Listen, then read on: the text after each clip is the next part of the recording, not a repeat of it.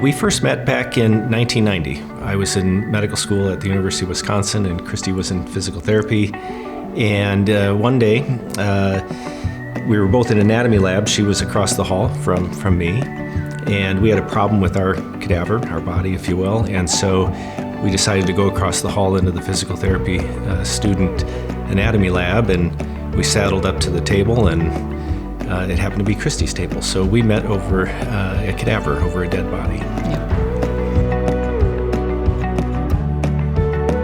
Well, Steve and I both grew up going to church with our families. And I think after we got married, and especially after we had the first two boys, we kind of were drifting away from church. Got harder and harder to go. And we kind of got to a point where something was missing. And someone invited me to a Bible study because it was free childcare. I had 3 little boys under the age of 5, and someone was offering to watch them while I got to learn about Jesus. And I went out and bought my first study Bible and went to my first Bible study and fell in love. I could see the change in her, calmness, certainty about the future, strength. And so that's what kind of started my own journey into a deeper relationship with God.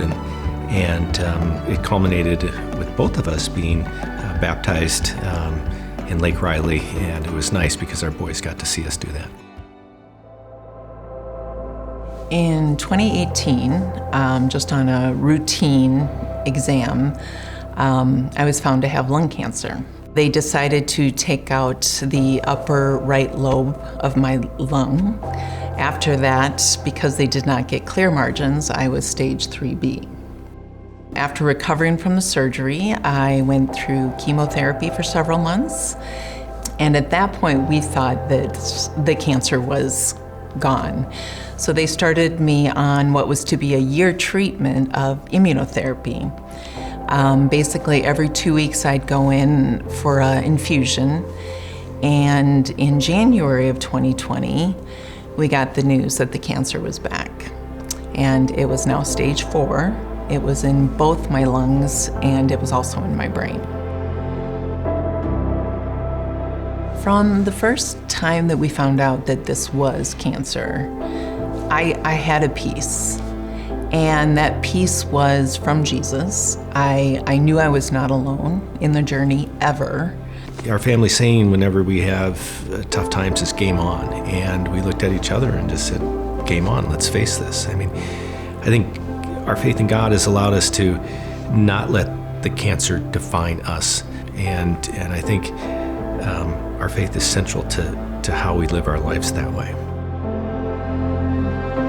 So after we found out it was back, the next step was to do another biopsy of one of the nodules in the left lung. It came back as a certain type of genetic mutation for which there is a drug that we were eligible to take because of it helps somewhat put the cancer in hibernation, if you will. When I started this beginning of February 2020, I was told 50% of the people may make it to 18 months. And the most they had made it to at that point was 34 months.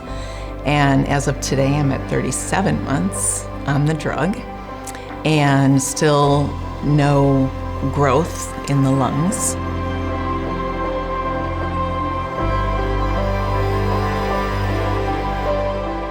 We can step back and see, in spite of this, how blessed we are.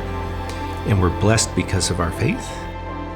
And so the Love Builds initiative, if you will, is, and our support for it is a way to hopefully give other people hope and strength when they're facing whatever adversity it is that they're facing, knowing that God is with them and will support them and wrap His arms around them.